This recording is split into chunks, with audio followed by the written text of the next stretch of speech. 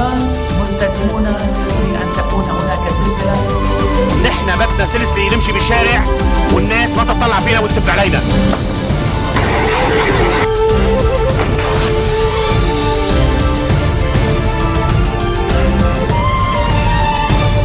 Bonjour à tous et merci de nous rejoindre sur Futur TV pour cette nouvelle édition de la rédaction. Voici les titres de ce journal. Rencontre entre Saad Hariri et Walid Jumblat à Paris. Au cœur de l'entretien des deux hommes, l'impasse présidentielle et la dégradation de la situation sécuritaire au Liban. L'enquête se poursuit au lendemain de l'attentat suicide au barrage des forces de sécurité intérieure de Dahr el-Baïdar. L'agent des FSI tué a été inhumé à Saad Naël. 10 jours depuis le lancement de l'offensive fulgurante des djihadistes de Daesh en Irak, la ligne de front se stabilise à une centaine de kilomètres au nord de Bagdad, la capitale. Et à suivre également dans ce journal, direction le Brésil et la Coupe du Monde 2014. L'équipe de France fait un pas décisif vers les huitièmes de finale avec une victoire écrasante face à la Suisse. Score final 5-2, une première depuis 1958. La rencontre tant attendue entre Saad Hariri et Walid Jumblat a finalement eu lieu hier soir à Paris. Il s'agit de la première rencontre entre l'ancien Premier ministre et le leader druze depuis plus d'un an. Au cœur de cette rencontre, l'impasse présidentielle, évidemment, mais aussi la dégradation de la situation sécuritaire après 3 mois de calme relatif. Walid Jumblat s'était déjà entretenu avec l'ancien chef de l'État Michel Sleiman à son arrivée dans la capitale française mercredi. Le Liban est sans président depuis la fin de son mandat le 25 mai dernier. Mahmoud Jamal el-Din, l'agent des forces de sécurité intérieure tué hier dans l'attentat suicide de Dahr el-Baïdar, a été inhumé ce samedi à Saad Naël. Il a été tué quand un kamikaze a fait sauter sa camionnette piégée à un barrage des FSI. 34 personnes ont également été blessées. Pendant ce temps, l'enquête se poursuit. La brigade des sunnites libres a revendiqué l'attentat via son compte Twitter, assurant que leur cible sera atteinte plus tard. Une possible référence au directeur de la sécurité générale. En effet, le général Abbas Ibrahim affirme que son convoi n'était qu'à une centaine de mètres du barrage des FSI au moment de l'explosion. Le patron des FSI, le général Ibrahim Basbous, assure quant à lui que le kamikaze se rendait à Beyrouth et s'est fait exploser quand des agents de sécurité ont voulu fouiller son véhicule. Certains médias rapportent par ailleurs que les autorités libanaises avaient été alertées par les services de renseignement allemands de la possibilité d'une attaque terroriste au Liban. Les forces de sécurité ont reçu l'ordre de renforcer les mesures sécuritaires autour des institutions et des établissements officiels à travers le pays. Et puis les forces de sécurité ont mené des perquisitions à l'intérieur du marché du dimanche Sou El Ahad à Sénéfil et vérifié les papiers des ressortissants étrangers qui s'y trouvaient. Plusieurs personnes ont été interpellées. Ces mesures de sécurité ont provoqué un embouteillage monstre dans la région. Le point à présent sur le coup de filet des FSI à Hamra. Hier, des dizaines de suspects, membres d'un groupe extrémiste, ont été arrêtés à l'hôtel Napoléon et 2 autres à l'hôtel Casador. Les arrestations ont été effectuées après vérification des pièces d'identité des personnes poursuivies. Au total, 92 personnes ont été arrêtées, mais seules 17 sont toujours détenues. Des groupes terroristes planifiaient une attaque de grande ampleur durant une cérémonie prévue hier matin au palais de l'UNESCO et à laquelle devait assister le chef du Parlement, Nabih Berri. Une conférence annulée au dernier moment à la demande du ministère de l'Intérieur. Et puis au lendemain de l'attentat suicide de Dahr el-Baïdar et de ses perquisitions à Hamra, c'est sans surprise que l'ambassade des États-Unis à Beyrouth a demandé aux ressortissants américains d'éviter de se rendre au Liban. La mission diplomatique appelle aussi les citoyens américains au Liban à prendre les mesures appropriées pour assurer leur sécurité, estimant que des conflits sectaires peuvent rapidement dégénérer. Il n'y a pas de place au Liban pour Daesh et ceux qui l'appuient. Une déclaration signée Mohamed Raed, le chef du bloc parlementaire de la fidélité à la résistance, estime que si le Hezbollah n'était pas intervenu dans les combats en Syrie au moment approprié, les islamistes de l'EIL auraient fait la même chose à Beyrouth. Il a par ailleurs indiqué que les développements sécuritaires au Liban nécessitent un suivi discret, précis et sérieux. Le député du Hezbollah a salué les efforts des forces de sécurité et de l'armée libanaise et appelé à une plus grande coordination entre les différents services dans la lutte contre le terrorisme. En Irak, de violents combats opposent les djihadistes de Daesh et les forces gouvernementales appuyées par des milices chiites. Ces combats ont lieu notamment autour de la raffinerie de Baili, la plus importante du pays. Autre théâtre d'affrontement, l'aéroport de Tel Afar, ville du nord de l'Irak. 10 jours après le lancement de leur offensive, les combattants du groupe de l'État islamique en Irak et au Levant semblent consolider leur position. La ligne de front s'est stabilisée à une centaine de kilomètres au nord de Bagdad. Face aux violences de ces dernières semaines, les civils ont fui massivement. Les agences des Nations Unies estiment à près d'1 million le nombre de déplacés. Pour l'heure, aucune intervention internationale ne se profile. Les États-Unis vont simplement envoyer des conseillers militaires pour soutenir l'armée irakienne. Le Premier ministre Nouri al-Maliki aurait espéré des frappes aériennes américaines. Ce n'est manifestement pas à l'ordre du jour à Washington. Il n'y a pas de vie sans le djihad. Voilà ce qu'affirme une vidéo qui a persuadé des musulmans étrangers et notamment occidentaux de rejoindre l'EIL après la percée des djihadistes en Irak ce mois-ci. Elle a été postée sur Internet via un réseau social. On ignore où elle a été tournée. Les déclarations sont faites en anglais par des hommes qui prétendent être des combattants britanniques et australiens.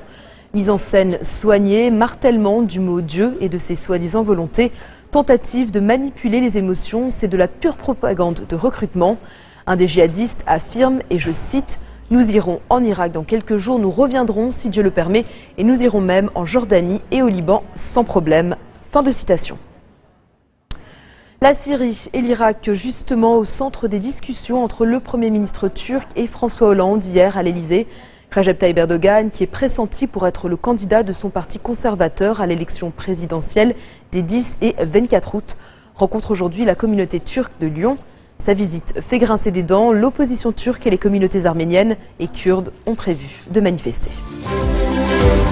Dans un instant, peine de mort confirmée en Égypte pour le guide suprême des frères musulmans. Les détails juste après la pause.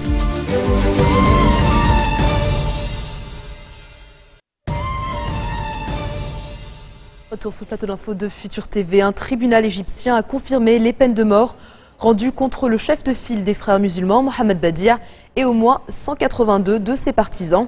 La confrérie, désormais hors la loi en Égypte, a fait l'objet d'une vaste campagne de répression après la destitution du président Mohamed Morsi en juillet dernier, à la suite de grandes manifestations contre son régime. Mohamed Badia et ses partisans étaient jugés pour leur rôle présumé dans des violences survenues en juillet à Minya, dans le sud de l'Égypte, peu après la destitution de Morsi. Un responsable de la police avait péri dans ces violences. La confirmation des peines de mort a été annoncée 2 semaines après l'investiture d'Abdel Fattah el-Sisi à la présidence égyptienne, dans la foulée de son élection fin mai, avec plus de 96% des voix. Mise en garde de Barack Obama et François Hollande, l'Occident pourrait prendre de nouvelles mesures à l'encontre de la Russie si Moscou n'apaise pas les tensions à la frontière avec l'Ukraine. Les présidents américains et français se sont entretenus par téléphone hier soir. Ils ont demandé à leur homologue russe, Vladimir Poutine, d'appeler les séparatistes pro-russes à arrêter les combats, empêcher le transfert d'équipements militaires en Ukraine et renforcer le contrôle de la frontière russo-ukrainienne. Barack Obama et François Hollande se disent par ailleurs satisfaits du cessez-le-feu unilatéral et du plan de paix en 14 points présenté par le président ukrainien Petro Poroshenko. L'épidémie d'Ebola en Afrique de l'Ouest continue sa virulente progression. Elle est désormais hors de contrôle, selon Médecins sans frontières. La maladie a déjà fait plus de 330 morts dans 3 pays africains depuis le début de l'année. Elle risque d'être la plus meurtrière jamais vécue. La situation est d'autant plus dramatique que l'organisation médicale dit avoir atteint la limite de ses capacités. La fièvre Ebola se manifeste par des hémorragies, des vomissements et des diarrhées. Il n'existe pas de vaccin homologué.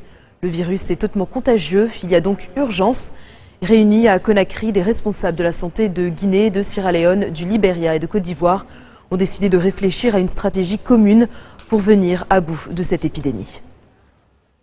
En Chine, la région autonome et instable du Xinjiang a été le théâtre d'une nouvelle attaque. 13 personnes ont été abattues par la police après avoir lancé un véhicule piégé contre un commissariat. 3 policiers ont été légèrement blessés.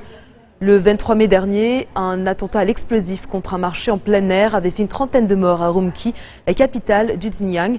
Face à la hausse des attentats dans la région, les autorités chinoises ont pris des mesures préventives. Lundi dernier, 3 personnes jugées pour l'attaque menée en octobre sur la place Tiananmen ont été condamnées à la peine capitale. Le même jour, 13 personnes ont été exécutées après avoir été condamnées pour terrorisme. Pékin accuse les séparatistes ouïghours d'être derrière les troubles. Musulmans turcophones, les Ouïghours constituent l'ethnie la plus importante du Xinjiang. Ils dénoncent, eux, la répression de Pékin.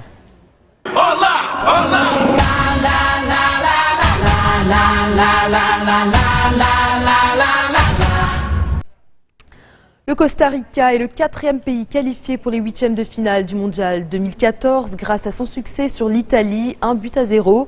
Déjà vainqueurs de l'Uruguay, les Costariciens ont renouvelé l'exploit face à l'Azzurri pour rejoindre les Pays-Bas, le Chili et la Colombie parmi les qualifiés pour le tour suivant. A l'inverse, l'Angleterre est éliminée avant même le dernier match. L'équipe de France, elle, a fait une véritable démonstration face à la Suisse en s'imposant 5-2 à Salvador de Bahia. Giroud, Matuidi, Valbuena ont marqué en première période, puis Benzema et Sissoko ont creusé l'écart après la pause.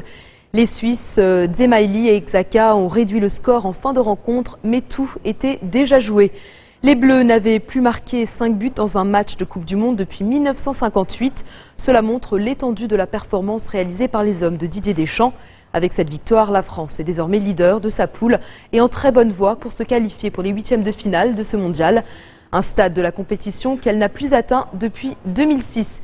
Il lui suffit maintenant d'un match nul mercredi prochain à Rio face à l'Équateur. Réaction. On leur a donné de la force.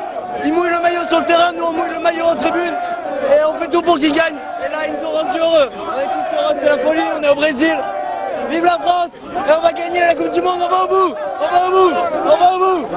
C'est fini la génération 98, faut l'oublier. On a une nouvelle génération, on va la voir cette Coupe du Monde. Merci. Emmené par Karim. Karim va nous emmener.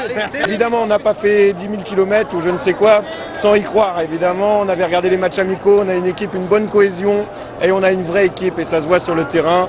Et bon, bah là, il n'y a pas photo sur le match. Et on va aller loin, loin, loin. C'est la fin de ce journal. Tout de suite, le rappel des titres qui ont marqué l'actualité de cette journée. Rencontre entre Saad Hariri et Walid Jumblat à Paris au cœur de l'entretien des deux hommes. L'impasse présidentielle et la dégradation de la situation sécuritaire au Liban. L'enquête se poursuit au lendemain de l'attentat suicide au barrage des forces de sécurité intérieure de Dahr el-Baïdar. L'agent des FSI tué a été inhumé à Saad Nail. 10 jours depuis le lancement de l'offensive fulgurante des djihadistes de Daesh en Irak, la ligne de front se stabilise à une centaine de kilomètres au nord de Bagdad, la capitale. Et puis, Coupe du Monde 2014, l'équipe de France fait un pas décisif vers les 8e de finale avec une victoire écrasante face à la Suisse. Score final 5-2, une première depuis 1958. Merci de votre attention. Retrouvez-nous tous les jours à 16h40 heure de Beyrouth. Vous pouvez également nous suivre en ligne sur notre site web ou en téléchargeant notre application mobile. Vous retrouverez Serge Berberi à la barre du prochain JT. Excellente soirée à toutes et à tous. في 14 أذان ملتزمون بأن تكون هناك سلسلة. احنا بدنا سلسلة نمشي بالشارع والناس ما تطلع فينا وتسب علينا.